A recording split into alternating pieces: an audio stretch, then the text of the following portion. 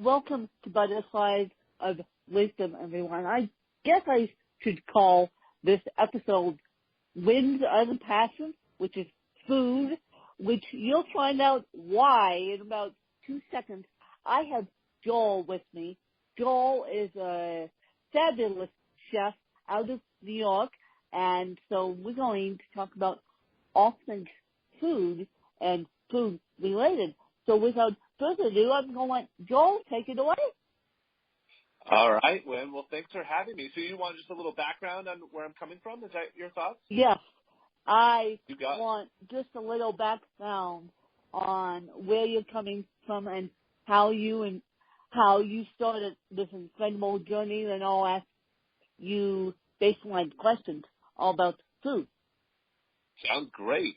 So I got started in high school. I realized I really loved to cook, and it really brought my family together. We were going through a little bit of a divorce, my parents were, so I realized that food was a great way to kind of bring everyone around the table. And I started studying in college, and then I went to Italy, and I studied abroad. And then I went to culinary school and worked in tons and tons and tons of restaurants until I realized that working in restaurants was not my true passion. My passion was to teach. So I joined Sur La Table, and I started to teach home cooks how to cook. And I realized they were throwing away way too many ingredients. And so now I star in a cooking show called Scraps, where we try and teach people to cook with the ingredients that normally get thrown away. So that's kind of me in a nutshell. So you basically teach people how to reinvent leftovers. Not leftovers, actually more things that are ingredients that maybe people have thought have gone bad. So, for example, it could be the apple core. Yeah, it could be an apple core or chicken bones, or it could be, dried up lemons or mushy avocados. So those types of things, which are totally edible and delicious, but normally get thrown away. How cool is that? Geez, I didn't know. I knew you could do broth and stuff with chicken bones, and I knew you could use mushy avocados and mushy bananas, but I didn't realize up until today that you could use the core of apple. You could use anything that's disposable. Yeah, and I think that's what's interesting is that in restaurants, chefs use everything because it's money. If you throw away food that could be edible, it's money. Yeah. But at home kitchens like yourself, Wynn, people aren't aware of that, and they throw away this food. So it's a show to kind of bring light to that, which is pretty cool. Awesome. And what has been your favorite dish you have ever cooked? Ever cooked? Oh, my goodness. That's a good question, Wynn. I'm going to ask you the same one afterwards. But I will say I grew up in a Jewish household where we did not have pork in the house. And I went to Italy I went to Italy to go to culinary school, and I cooked porchetta, which is, a dish where you roll up this pork and you roast it. And I had my first bite. And, oh, my gosh, Wynn, I felt like I feel like I was reborn. It was unbelievable. Oh, boy. It's probably one of my favorite dishes. How about you? I'm curious to hear your answer to that. My answer to that is I'm going to say Dover sole, basically. Dover sole, well prepared is one of my favorite things. And I also like good pasta.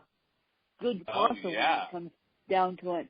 Or a good piece of salmon when it comes down to it. But I think pasta is my all-time favorite.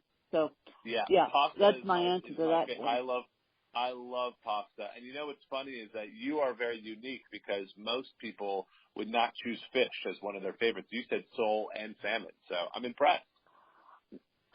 Well, thank you. If you looked at what I ate and what I ate growing up, even though I have a physical disability, I eat extremely healthy, almost too healthy. And when I was growing up, I was the type of kid that ate broccoli first before the salmon and ate broccoli and asparagus before the pasta, so I never, ever had the issue of getting myself to eat her veggies before we ate the sweet stuff. You are very lucky, Wynn. And I hope my kids turn out like you, because that's a good way to be. Yes, and that being said, for the parents who are listening to this podcast, who may have the kids with special needs, who may have the kids with dietary restrictions, who may have the kids who are the ultimate picky eaters, thank you very much, what would you suggest to them? Would you suggest to hide stuff in their food or what? Yeah, the best cure to picky eaters, Wynn, is to let them cook with you. And I know some people out there with special needs, maybe cooking is not the best option. And if that's the case, I like your idea of kind of hiding it into things.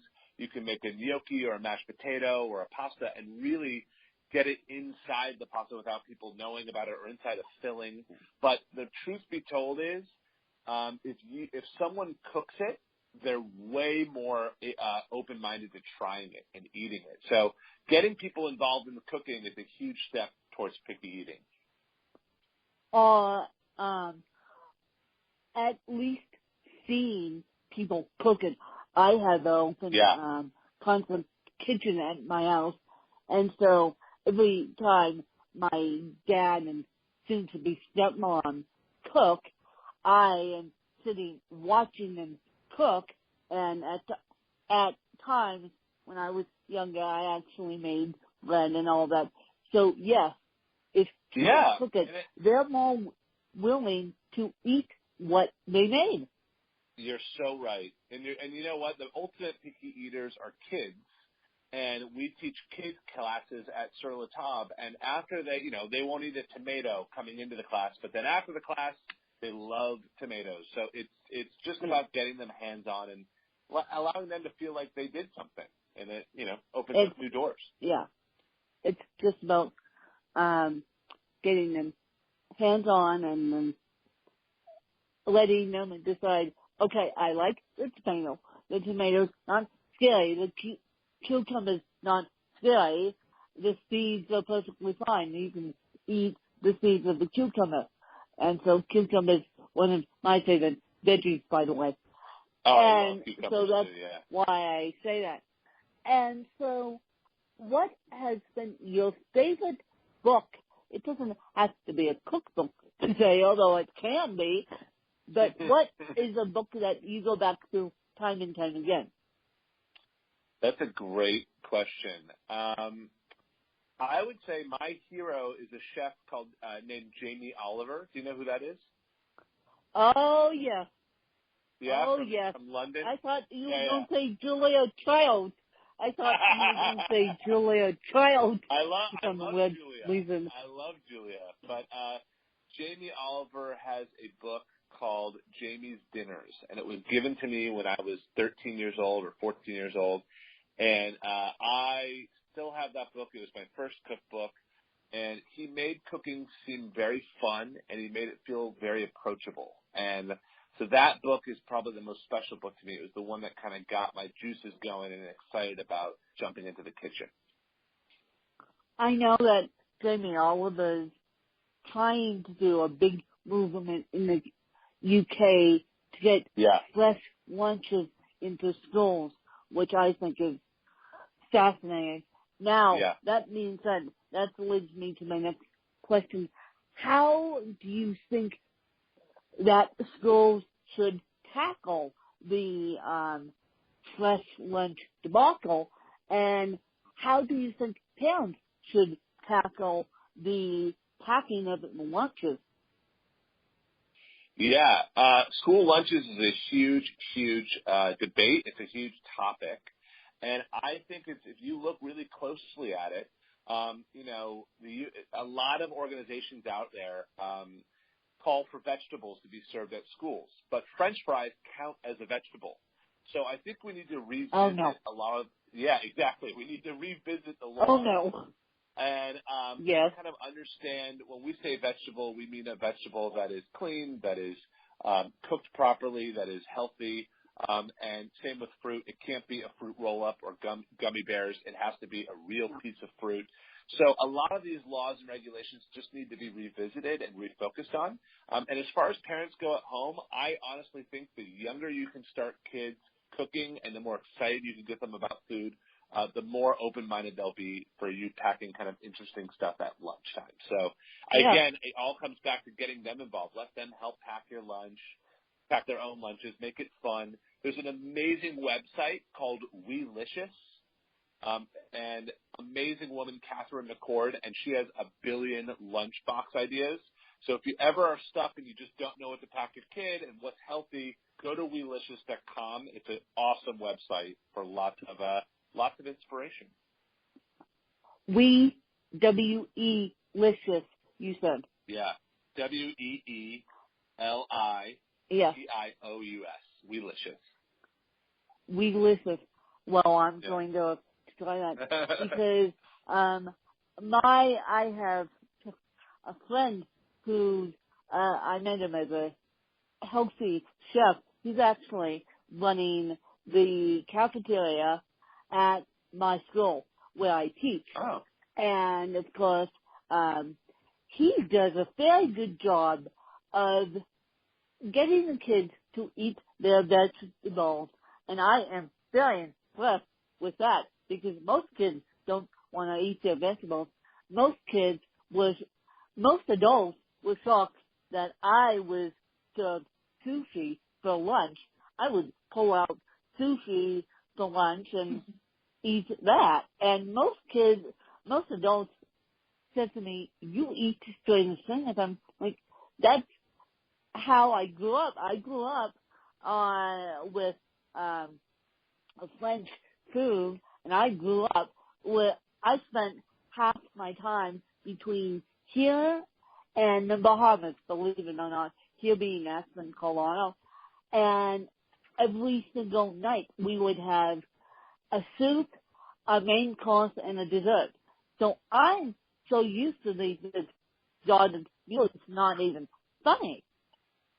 See, you are a perfect example, Wynn, of starting the kids early, and then they grow up like you, and enjoying all different types of food. So I totally get that. Yeah. There's a good book on that called French Kids Eat Everything, and it's all about how in France they start their kids really young on eating all different types of foods, and their lunchrooms and everything serve, brie cheese and anchovies and all that stuff, and they grow up eating everything. So it's a cool book, and you're totally right. Well, thank you. Thank you for saying I'm totally right and eating the exotic foods and eating the Brussels sprouts and eating the asparagus and eating the sweets, although I'm giving the sweets up, although you can't give sugar up because sugar's naturally everywhere.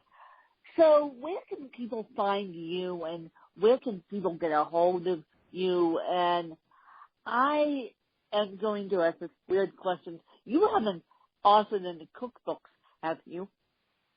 No, I'm actually in the process of writing my first cookbook, which I'm really excited about. Uh-huh. I'm not a good writer, so I'm a little bit nervous about my first cookbook, but it's coming out next summer, which I'm excited about.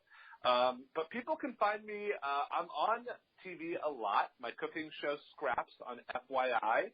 You can email me. I'm at joelgamoran.com. And anytime you have a cooking question or just want some inspiration in the kitchen, you can always reach out to me. And then Sur La Table. And, in every you're in Colorado, so we have some in Denver, Boulder. We have cooking schools across the country.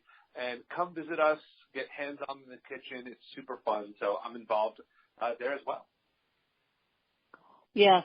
And before I let Joel go, I'm actually going to let Kim ask me a couple of questions about anything that he's been interested in asking me. You're going to let me ask? Yes, I'm going Awesome. to let you ask.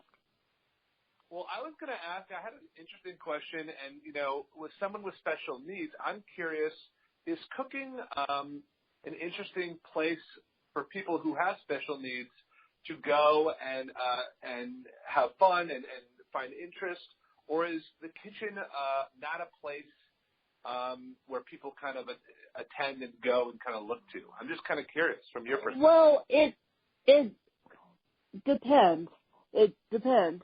I can't cook because my hands are so weak that I use my right hand predominantly. So I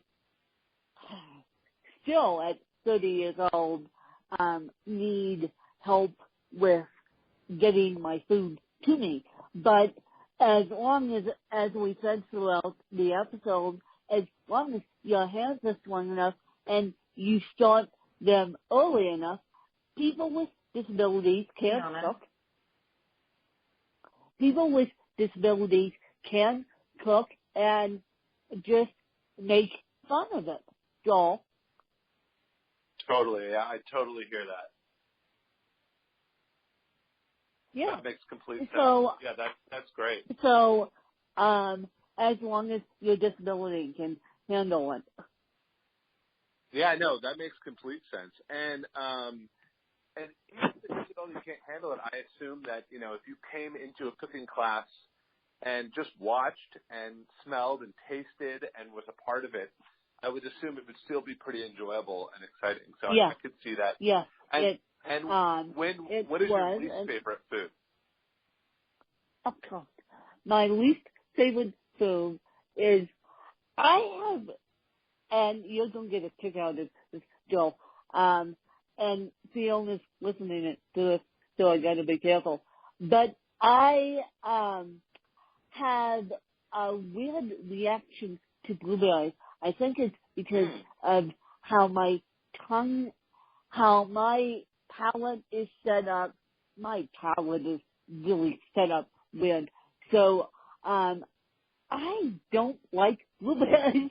Surprisingly, that's the only thing I cannot eat, will not eat, and yeah, so that's the only thing I cannot eat and will not eat, because Joe, I figured you would get a kick out of that. You figured I would say something like escargot. No. Exactly. Blueberries. Yeah. It's blueberries that I can't stand, only because of my physical disability. So I guess that's the only food restriction that I have. But I can eat pretty much anything. I do and can eat pretty much anything. So I thank Joel for being on the podcast, and I just hope that you guys enjoyed a fabulous episode all about cooking, all about food. As I said at the top of the show, it's my other favorite passion. And so this podcast has been sponsored by Kitter, K-I-T-T-E-R, and what Kitter does is the extension of Twitter, and they can compose a tweet, or you can compose a tweet, but they put the trending hashtags with it, and then you will be all set because you guys don't get lost in the heat. So again, I thank Joel for coming on and sharing his experience. Go check out Silver Tom and go check out his cookbook when it comes out. I'll be certainly having Joel back on the podcast when his first cookbook comes out. And thanks to you guys. Thanks, Wayne.